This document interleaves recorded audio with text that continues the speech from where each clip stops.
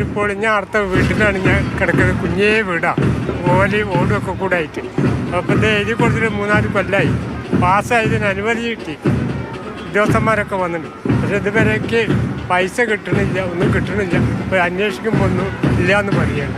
അന്ന് തിരൂർ മണ്ഡലത്തിലെത്തിയപ്പോൾ നമ്മൾ കണ്ട കുട്ടൻ്റെ പ്രതികരണമായിരുന്നു അത്. പ്രതീക്ഷയോടെയാണ് നവകേരള സദസ്സിലെത്തിയത്. ഇന്ന് അതേ പ്രതീക്ഷ നിലനിൽക്കുന്നുണ്ടോ, എന്താണ് സ്ഥിതി എന്ന് കണ്ടു തന്നെ അറിയാം. എന്തായിരുന്നു അന്ന് പരാതി കൊടുത്തിട്ട് മറുപടി വന്നോ? ഒന്നും മറുപടി വന്നിട്ടില്ല, മറുപടി ഒന്നും വന്നിട്ടില്ല ഇതുവരെ. മറുപടി പ്രതീക്ഷിച്ചിരിക്കുകയാണ്, കിട്ടുമെന്നുള്ള മറുപടി. ഒരു വീടെന്ന സ്വപ്നം നീളുകയാണ്. അതുപോലെ തന്നെ നവകേരള സദസ്സിൽ നിന്നുള്ള മറുപടിയും. അവസാന ആശ്രയമെന്നോണമാണ് കുട്ടൻ നവകേരള സദസ്സിലെത്തിയത്. ഓരോ ദിനവും എന്തെങ്കിലും ഒരു നല്ല സന്ദേശം വരുമെന്ന പ്രതീക്ഷയുണ്ട്. മൊബൈലിൽ പരാതി സ്വീകരിച്ചതായി കിട്ടിയ സന്ദേശം മാത്രമാണ് ഏക ആശ്വാസം.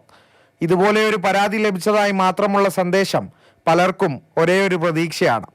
എന്തായാലും കുട്ടൻ കാത്തിരിക്കുന്നുണ്ട് ഒരു മറുപടിക്കായി. ക്യാമറമാൻ വിനോദ് മോറാവയ്ക്കൊപ്പം അരുണമൃതനാഥ്, മാതൃഭൂമി ന്യൂസ്, മലപ്പുറം.